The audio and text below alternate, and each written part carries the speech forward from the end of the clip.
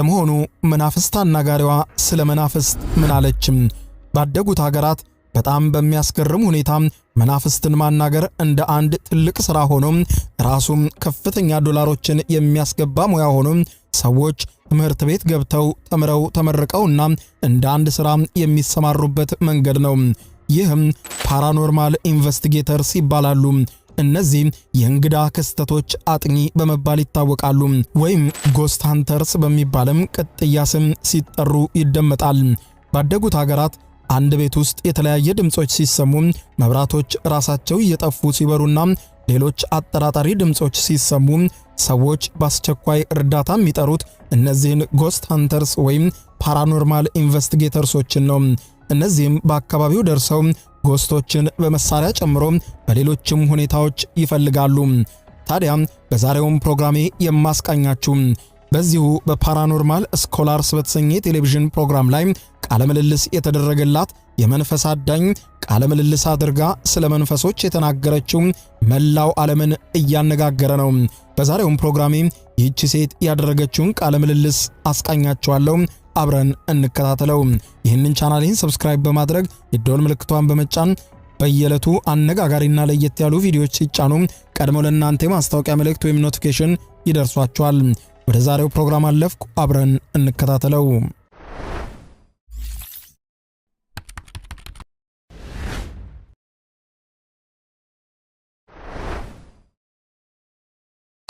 በፕሮግራሙ ላይ በእንግድነት የቀረበችው ኤሚ የተባለችውና በዩቲዩብ ገጽ ስሟ ኤሚ ክሪፕት በመባል የምትታወቀው የመንፈስ አዳኝ ስትሆን የእሷ ሥራ ከሌላው ለየት የሚለው ይህንን የመንፈስ ማንደን የምታከናውንበት ሰዓት ካሜራዋን አስከትላ ነገሩን በቀጥታ እየቀረጸች ለዩቲዩብ ተከታዮቿ ታጋራለች።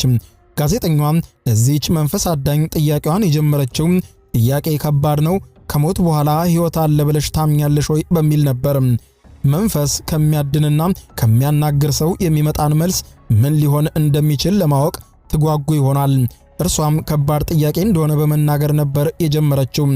መናፍስቱን በማናገር ዓለም በጣም ከመዋጤ የተነሳ ጥርጣሬ የተሞላው ሰው ሆኛለሁ በማለት መልሷን ትጀምራለች።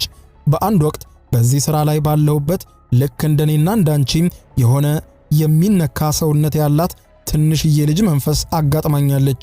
ስለዚህ ስንሞት ምን እንሆናለን የሚለውን በትክክል መናገር አልችልበትም።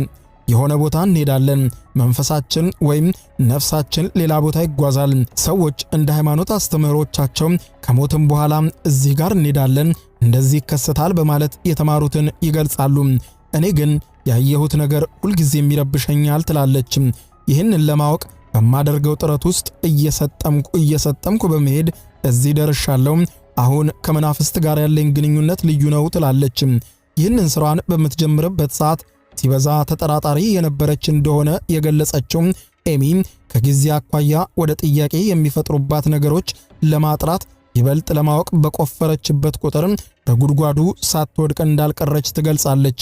ጨምራም ስታብራራ ድሮ እንዴት ሊሆን ይችላል ብዬ የምጠራጠራቸው ነገሮችና ከዚያም በላይ የሆኑ ውስብስብ ነገሮች ሲያጋጥሙኝ ሊሆን ይችላል ወደሚለው እሳቤ አዘንብያለሁ ስትል ራሷም ይበልጥ ለነገሮች ክፍት እንዳደረገችና ሌላ የማናውቀው የመናፍስት ዓለም እንዳለ ትገልጻለች። ጋዜጠኛዋም በማስከተል የጠየቀቻት ጥያቄ ስራችሁ አስፈሪ ነው፣ እጅግ ጨለማ በሆነ ክፍል ውስጥ እጅግ አጠራጣሪ ድምጾች በሚሰሙበት አደገኛ ሁኔታ ውስጥ ገብታችሁ ጎስትን ትፈልጋላችሁ። ለመሆኑ ከዚህ ስራሽ ጋር የተያዘ የማትረሺው ገጠመኝ አለ ወይ ተብላ ነበር የተጠየቀችው። ለዚህም ጥያቄ መልስ የሰጠችው የፓራኖርማል ኢንቨስቲጌተሯ ወይም መንፈስ አዳኟ ሴት ስትመልስ አዎ በትክክል መንፈስ እያደንኩኝ እንዴት ገጠመኝ አይኖረኝም በማለት ትገልጻለች። እንዲያውም ወደዚህ ህይወት ዘው ብዬ እንድገባ ያደረገኝ አንድ ትልቅ አጋጣሚ አለ ትላለች። አጋጣሚዋንም ስትናገር ይህንን ስራ ገና እንደጀመርኩ አካባቢ ነበር እኔና ባሌ ወደ ሳን ፍራንሲስኮ መኖሪያችንን ስንቀይር ያላወቅነው ነገር አካባቢው የመናፍስት ጥናት የሚካሄድበት ቦታ ነበር። እኛ የገባንበት ቤት አፓርትመንት ሲሆን የተገነባበት ጊዜ ደግሞ ወደ 1890ዎቹ የራቀ ጊዜ ነበር። በጣም ያረጀ ቤት ስትል ትገልጸዋለች። ስለ ቤቱም ሆነ ስለ ታሪኩም ምንም ነገር ባላወቅኩበት በአንድ ሌሊት ታዲያ እንቅልፌ ስነሳ የገጠመኝ ነገር በሳሎኑ መሃል ላይ የቆመች ትንሽዬ ልጅ ነበረች። ልጅቷም የሆነ እንደማትዳሰስ እንደማትጨበጥ ሳትሆን የተሟላ አካል ያላት ትንሽዬ ልጅ ትመስል ነበር። የሚገርመው እኔ አንዳችም ድንጋጤ አልተሰማኝም ነበር። እንደ መጀመሪያ ጊዜ መደንገጥ ሲገባኝ ውስጤ ግን በእጅጉ የተረጋጋ ነበር። ልጅ የለኝም፣ የማን ልጅ ናት ብዬ ነበር በተረጋጋ መንፈስ ራሴን የጠየቅኩት። በሚገርም ሁኔታ ግን አይኔን በጥርጣሬ አሻሽቼ ዳግም አይኖቼን ስገልጣቸው ግን ልጅቷ የለችም በማለት በወቅቱ ግራ እንደተጋባችና እውነት አይቻት ነው ወይስ ያየሁ መስሎኝ ነው ስትል በጥርጣሬ ራሷን ጠይቃ ዝምታን ብትመርጥም ይህንን የልጅቷን መንፈስ በቤት ውስጥ መኖር ከባሏ አባት ዳግመኛ ስትሰማው በእውነትም የተመለከተችው ነገር ትክክለኛ መሆኑን አረጋገጠችም። ስለዚህም ነገር ስትሰሙ መቼም ምቾት እንደማይሰማችሁ እርግጠኛ ነኝ ትላለች በቃለ ምልልሷ። ከዚህ ሰዎች በፍርሃት ከሚመለከቱት እይታው አንጻር ምን እንደምታስብ ለቀረበላት ጥያቄ እኔ በግሌ ድሮም ቢሆን ለሚያስፈሩ ነገሮች እጅ አልሰጥም ትላለች ስትገልጽ። እንዲያውም እወዳለሁ ብል ይመቸኛል። ሆረር ፊልም ሳይ ነው ያደግኩት። ሃሎዊንም በሌሎችም በሚያስፈሩ ሁኔታዎች ውስጥ ሁሉ መገኘት ያስደስተኛል። አውስትራሊያ ተወልጄ ባድግም በአውስትራሊያ ሃሎዊን በደንብ ባይከበርም እኔ ግን ይስበኝ ነበር። እናም ይህንን ሥራ መስራቱ በተለይም ድቅድቅ ካለ ጨለማ ጋር ተያይዞ መስራቱ በጨለማ ውስጥ በድንገት የሚሰሙ ድምጾችና ሌሎችም ነገሮች ልብን ሊያስደነግጡ ቢችሉም ይህ ማለት ግን ነገሩ ሰይጣናዊ ነው ማለት አይደለም ትላለች ስትከራከርም። መንፈስ እኮ የሆኑት ሰዎች ድሮ ሰው ነበሩ።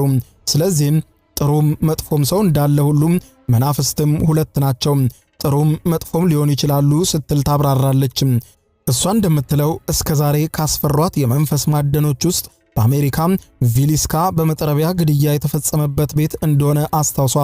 እጅግ ዘግናኝ ወንጀል የተፈጸመበት ቤት ከመሆኑ ጋር በተያያዘ ቤቱ ያስፈራ እንደነበር በመግለጽ ቦታው በበርካታ ምርመራዎች ለዓመታት ሲያልፍም በርካታ ውጫዊ አሉታዊና ከባድ የሆኑ ኃይሎችን ከመሰብሰቡ ጋር በተያያዘ ቦታው እስካሁንም ከረገጥኩባቸው ቦታዎች ሁሉ ከባዱና አስፈሪው ስትል የገለጸችው ስትሆን ስቅስቅ ብዬ ያለቀስኩበት ሁኔታም በወቅቱ ተፈጥሮ ነበር ትላለች።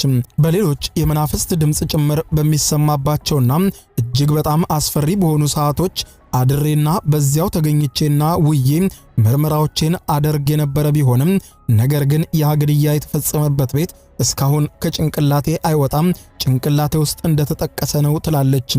እስካሁን ያረገጥሽባቸው ወደፊት እድሉን ብታገኚ መናፍስትን ከማነጋገርና ከማግኘት ጋር በጥናትሽ ላይ ብታካትቻቸው የምትወጃቸው ቦታዎች ይኖራሉ ወይ ተብላ ለተጠየቀችው ጥያቄ ደግሞ ምላሿ የለንደን ግንብ ነበር። ምክንያቷን ስትገልጽ ደግሞ ቦታው በጣም ታሪካዊ ስለሆነ በዚያ አካባቢ በርካታ መንፈሶች እንደሚኖሩ እርግጠኛ ነኝ፣ ሄጄ ባነጋግራቸው ደስ ይለኛል ትላለች። እርሷና ባሏ ባበለጸጉት መተግበሪያ አማካኝነት መናፍስቱን ለመሰብሰብና ለማናገር የሚችሉ እንደሆነ ገልጻ የመተግበሪያዎቹን ስምም ጎስት ቲዩብ፣ ጎስት ቦክስ እንዲሁም ጎስት ቲዩብ ኤስ እንደሚባሉ በመግለጽ እነዚህን በመጠቀም ረገድ ዋነኛዋ ረዳቷ ስልኳ እንደሆነ ታስረዳለች።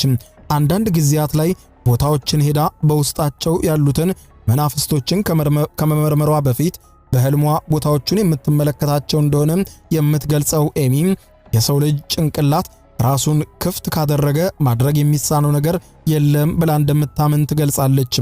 ኤሚ መንፈስ የለም ለምትሉ በእርግጥም አለ፣ እኔ ምስክር ነኝ ትላለች። መንፈሶችን በየጊዜው እናናግራለን፣ ተጠርተን በድንገተኛ ሁኔታ አገልግሎት እንሰጣለን። አንዳንድ ጊዜ መኖሪያ ቤቶች ውስጥ አጠራጣሪ ነገሮች ሲፈጠሩ ሰዎች ስልክ ይደውሉልናል፣ ሄደን ኢንቨስቲጌት እናረጋለን፣ መናፍስቱንም እናናግራለን ስትል ነው የገለጸችው። መናፍስት የሉም የሚሉ ሰዎች ተሳስተዋል። አሉ። ማወቅ ያለባቸው ግን መናፍስት ሁለት ናቸው። እርኩስ መንፈስና ቅዱስ መንፈስ ብለን ልንቆጥራቸው ይችላሉ ትላለች።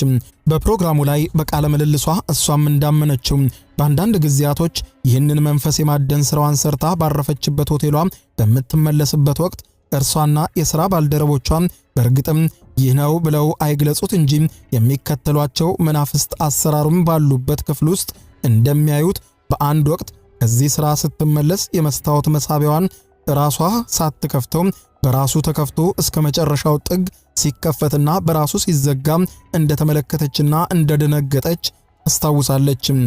እየዬ ምን ያደርጋል እንጀራ ነው እንዳይባል በስራዋ ደስተኛና ንቁ ሆና የምታዩት ይህች ሴት ለተመለከታት ፈገግታዋን ከልብ የመነጨ የሚመስል ንግግሯን ተመልክቶ ምንም የማያውቁትን ከሕፃን ልጅ ጋር እንጂ ከመናፍስት ጋር የምትውል ሴት አትመስልም። ለማንኛውም ይህም እንግዲህ ሥራ ነው። ስለዚህ ሥራ ከዚህ በፊትም ሰምታችሁ ታውቁ ይሆንን? ምንስ ተሰማችሁ? ሐሳብ አስተያየቶቻችሁን ኮሜንት ላይ አኑሩ። የዛሬው አጀብ የሚያሰኘው የዓለማችን ሥራ እንግዲህ የሁላችሁም ፓራኖርማል ኢንቨስቲጌተርስ ናቸው።